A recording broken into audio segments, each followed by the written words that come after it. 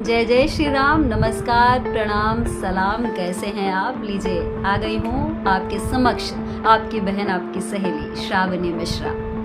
आज की हम बात की शुरुआत कर रहे हैं उससे पहले हम जितने भी विरोधी हैं मेरे, उनसे कहना चाहूँगी कि अभी जो तुम लोग पहुँचे हो ना मेरा कंटेंट देखने, ये कंटेंट तो देख रहे हो और साथ में कटोरा लेके भी पहुँचे हो कि अल्लाह के नाम पे कंटेंट दे दे बाबा।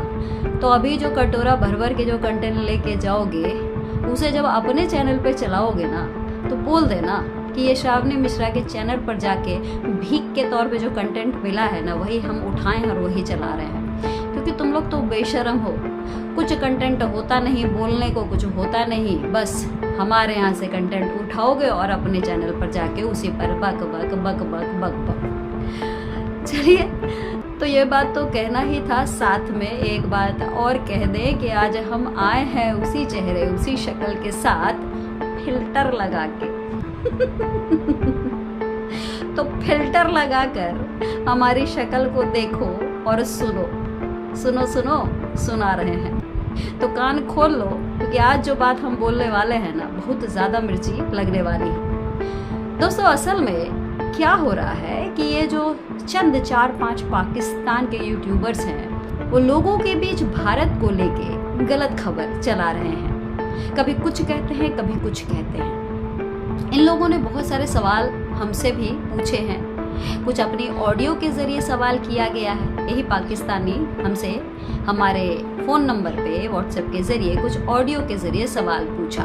तो हमने सोचा कि हालांकि इसके सवाल में कोई दम नहीं है, लेकिन अगर इसका जवाब नहीं देंगे तो वैसे लोग जो इस केस से बहुत बुरी तरह से जुड़े हुए हैं, बहुत इमोशनली जुड़े हुए हैं, वो कहीं ना कहीं गुमराह होते रहेंगे। क्योंकि इन लोगों की आदत है, ये इस तरह से झूठ परोसते हैं, इस तरीके से झूठ परोसते हैं कि सामने वाले को लगने लगे कि वाकई ये तो सच बोल रहा है। तो उसी झूठ को सिद्ध करने आपके सामने आ गए हैं और इस तरह की बातें आप रोज सुनते होंगे। तो चलिए, सवाल नंबर 1 से हम करते हैं शुरुआत। तो सवाल नंबर ये था कि पाकिस्तान को जो महिला सीमा हैदर ने इतनी गाली दी, मुर्दाबाद बोला, पता नहीं क्या क्या बोला, तो उसकी डिमांड क्यों करेगा पाकिस्तान? भाई, सवाल तो ठीक है, लेकिन सवाल में रत्ती भर भी दम नहीं है। एक बात बताइए, अभी 2-3 दिन पहले ही हमने एक खबर करी थी गुलाम हैदर से रिलेटेड। हमने गुलाम हैदर से पूछा था कि तुम जो बच्चों के लिए रोते हो, बार बार रोते हो, और उसके लिए जिम्मेदार तुम भारत की सरकार को ठहराते हो या फिर भारत की मीडिया को ठहराते हो, एक बार थोड़ा सा आगे बढ़ के अपनी सरकार से भी पूछ लो, अपनी भी मीडिया से पूछ लो कि भैया एक बार तो हमें स्थान दे दो, हम बैठ के अपना भी रोना गाना कर लें, पीट लें। लेकिन उसने नहीं किया। लेकिन ये जो सारे कौवे हैं वो निकल कर आ गए, काँव काँव काँव काँव। तो देखिए, सवाल क्या था? गुलाम हैदर और उसके बच्चे से रिलेटेड। हमने सीमा हैदर के बारे में तो बोला ही नहीं कि गुलाम हैदर तुम जाओ और पूछो कि सीमा हैदर को क्यों नहीं भेजते हो। तो देखिए, ये किस तरीके से कंफ्यूज कर रहे हैं। सवाल क्या है? सवाल है बच्चों से रिलेटेड, और ये सवाल को किस तरीके से बदल रहे हैं, उसको सीमा हैदर के साथ जोड़ दिया। तो इसी तरीके से ये लोग गुमराह करते हैं। दूसरा इनका सवाल था कि बेचारा वो क्या करेगा, कहते हैं एम्बेसी जाओ, वो रेड लाइट जोन है, रेड लाइट जोन में जाएगा तो पकड़ा जाएगा, पुलिस पकड़ लेगी, जेल में चला जाएगा, नॉन बेलेबल होता है, उसको बेल नहीं मिलेगी, ये नहीं होगा, वो नहीं होगा। मतलब ये लोग खुद, ये जितने भी ये जो चंद जो सस्ते टाइप के यूट्यूबर्स हैं, ये जानबूझ के गुलाम हैदर के केस को हल्का समझते हैं। भाई, आप सोचिए कि हम लोग इस केस को कितना सेंसिटिव समझते हैं कि 4 बच्चे जो यहाँ फंसे हुए हैं, 4 बच्चे जिसकी ज़िंदगी यहाँ खराब हो रही है, हम लोग कितने सेंसिटिवली पिछले 22 महीने से इन बच्चों के लिए फाइट कर रहे हैं। लेकिन ये क्या कह रहे हैं कि वो क्यों जाएगा भाई, इनका भविष्य अगर बर्बाद होता है तो हो जाए। बेचारा गुलाम हैदर इन 4 बच्चों के लिए जेल क्यों जाएगा? अब भला बताइए, अगर गुलाम हैदर एम्बेसी जाता है, वहाँ पे धरना देता है, और अगर उसको जेल होती है, तो ये बड़ी खबर नहीं बनेगी? क्या पाकिस्तान की मीडिया इस खबर को नहीं उठाएगी कि एक बाप अपने बच्चे के लिए डिमांड करने एम्बेसी गया तो उसको पाकिस्तान की पुलिस ने जेल में बंद कर दिया? और सिर्फ पाकिस्तान में ही नहीं, ये पूरे विश्व में ये खबर बनेगी। लेकिन ये लोग तो चाहते ही नहीं। ये तो चाहते हैं कि गुलाम हैदर ऐसे ही यूट्यूब पे खड़ा होकर रोता रहे और ये लोग उसका फ़ायदा उठाते रहे। तो ये था पहला सवाल और उसका जवाब। अब आइए आते हैं सवाल नंबर 2 पर। अब जो इनका दूसरा सवाल था वो सवाल था कि आपको ध्यान होगा कि अभी अमेरिका ने बहुत सारे इंडियंस को वापस भेजा, जो डोंकी रास्ते से अमेरिका में घुसे थे उनको वापस भेज दिया गया। तो क्या इंडिया ने उनकी डिमांड करी थी? क्या उन्होंने कहा था मोदी जी ने कि हमारे जितने भी अवैध तौर पे जो भारतीय गए हैं उनको भेजो? डिमांड नहीं किया था ना, लेकिन अमेरिका ने तो भेजा। कहने का मतलब ये है कि घुसपैठियों को अमेरिका ने वापस भेज दिया। तो इसका जवाब भी सुन लो। जवाब ये है कि अमेरिका ने अगर उन भारतीयों को वापस भेजा तो वो जो भारतीय थे उन्होंने वहाँ पर ये लिख कर नहीं दिया था कि हमें भारत मत भेजो, नहीं तो वहाँ हमें काट दिया जाएगा, मार दिया जाएगा, सारे बच्चे मार दिए जाएंगे। ये सब चीज़ें उन लोगों ने ही लिखा था। सीमा हैदर ने क्या लिखा? राष्ट्रपति से क्या गुहार लगाई कि मुझे मत भेजना पाकिस्तान। भारत तो उसको भेजने को तैयार था, लेकिन ये तुरंत पहुंच गई राष्ट्रपति के पास और कही कि मुझे मत भेजना, ये बड़े जलील लोग हैं, बड़े नफरती लोग हैं, मार काट के अलावा ये लोग कुछ करते ही नहीं है, मैं गई नहीं कि मुझे मार डालेंगे। दूसरा सवाल भी किससे जुड़ा है? सीमा हैदर से। हम सीमा हैदर की बात ही नहीं कर रहे हैं, यहाँ तो बात बच्चों की है, क्योंकि गुलाम हैदर से सवाल तो हमने बच्चों से जुड़ा किया था।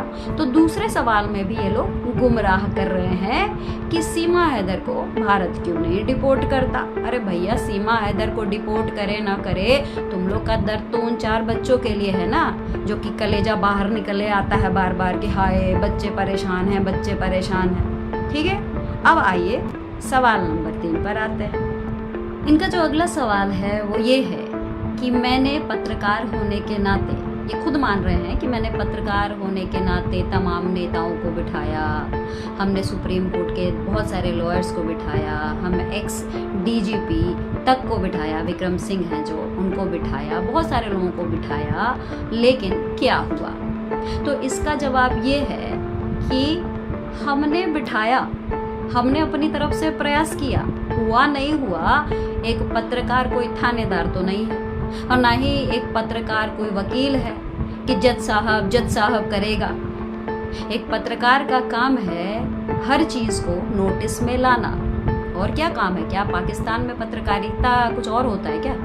हो सकता है होता हो इन लोगों के नज़रिए में, क्योंकि ये पत्रकार तो है नहीं, यूट्यूब खोल खोल के बैठ गए हैं। तो एक पत्रकार की जो जिम्मेदारी है कि मामले को नोटिस में लाया जाए और तब तक नोटिस में लाया जाए जब तक उसका समाधान ना मिल जाता हो। अब इसके लिए हम कानून को हाथ में थोड़ी ले लेंगे कि गोली लेके खड़े हो जाएंगे कि मार देंगे कनपट्टी पे, जल्दी से सीमा हैदर को भगाओ। तो हमने तो अपना काम किया।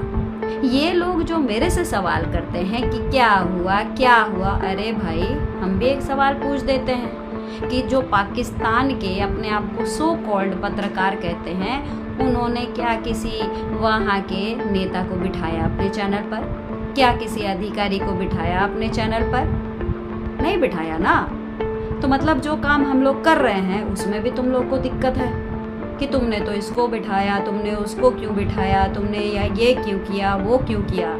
तो ये बेकार से जो सवाल है ना, इसका कोई जवाब नहीं होता, क्योंकि तुम लोग जो सवाल करते हो ना उसी सवाल में तुम खुद फंस जाते हो। अब जितने भी आप सवाल अभी सुने ये सब इसी से रिलेटेड है, यानी कि सीमा हैदर से। और ये लोग क्या कहते हैं कि इनको बच्चों के लिए बड़ी सिंपैथी है, बच्चों के लिए ये मरे जा रहे हैं। हमारी कुछ बहनों ने बताया कि पाकिस्तान में अक्सर इन बच्चों के लिए बात करी जाती है कि इनको मुसलमान से हिंदू बनाया गया, मुसलमान से हिंदू बनाया गया। भारत के लोग अगर उन बच्चों के लिए फाइट कर रहे हैं तो भारत के लोगों को उन बच्चों की भविष्य की चिंता है कि इनका भविष्य खराब हो रहा है। यहाँ पर इनको क्या चिंता है? इनको चिंता है कि इन बच्चों को मुसलमान से हिंदू बनाया जा रहा है। ये लोग बार बार एक सवाल करते हैं, ये कहते हैं कि हम बार बार सीमा हैदर को टारगेट करते हैं। तो भाई टारगेट इसलिए करते हैं क्योंकि सीमा हैदर को टारगेट करेंगे, सीमा हैदर जेल जाएगी, और सीमा हैदर अगर जेल जाएगी तो बच्चे फिर कहाँ रहेंगे? वो डिपोर्ट होंगे, अपने देश जाएंगे, क्योंकि वो तो जेल में रहेंगे नहीं, और ना ही उनको बहुत दिन तक यहाँ के बाल गृह में रखा जाएगा, उनको भी उनके देश भेज दिया जाएगा। लेकिन ये मंद बुद्धि लोग जिनकी सोच ही इतनी छोटी है, उनसे आप क्या उम्मीद करते हैं? और सच बताएं, जिस तरीके से इनकी हरकतें, ध्यान से सुनिएगा, ये चीज ज्यादा दिन रही तो भारत के लोग इनके बच्चों के बारे में भी सोचना बंद कर देंगे। क्या आप मुझे कहते हैं कि उन बच्चों के बारे में अब बात करना मैं बंद कर दूं? क्योंकि हमारे लिए तो वैसे भी सिर्फ विषय है सीमा हैदर ही है, क्योंकि सीमा हैदर हमारे देश के लिए बहुत ही बड़ा वायरस है जिसको खत्म करना जरूरी है। तो बच्चों के लिए हम इतना आवाज उठा रहे हैं, हमें क्या मिल रहा है? कुछ मिल तो नहीं रहा है, उल्टा गालियां पड़ रही हैं। तो बेहतर है रहने देते हैं बच्चों को। क्यों? क्या कहते हैं आप लोग? क्या मैं इन बच्चों के लिए आवाज उठाऊं? मेरे भारत के लोग जो कहेंगे वो करूंगी। आज के लिए इतना डोज काफी है। आप लोग टेंशन बिल्कुल ना लें, मैं खुश हूँ, स्वस्थ हूँ और कोई टेंशन नहीं। मेरी बहनें बहुत टेंशन में आ गई हैं कि ये लोग आपको ट्रोल कर रहे हैं, ये लोग। अक्सर में ये अल्लाह के नाम पे कंटेंट दे दे वाला कंसेप्ट चल रहा है, इनके पास चलाने को कुछ नहीं है। क्योंकि आपको ध्यान होगा सीमा हैदर की एक एक चीज़, बर्थ सर्टिफिकेट की जब हमने बात करी तो बर्थ सर्टिफिकेट उठा के सब चलाने लग गए। ये लोग इस तरह की बातें करते हैं क्योंकि आपको पता है कि एक पत्रकार के काम करने का तरीका क्या होता है। आप जानते हैं पत्रकार के अपने अपने सोर्सेज होते हैं, वो जो उनकी सबसे बड़ी पूंजी होती है जिसके ज़रिए वो अपनी खबरें बनाते हैं।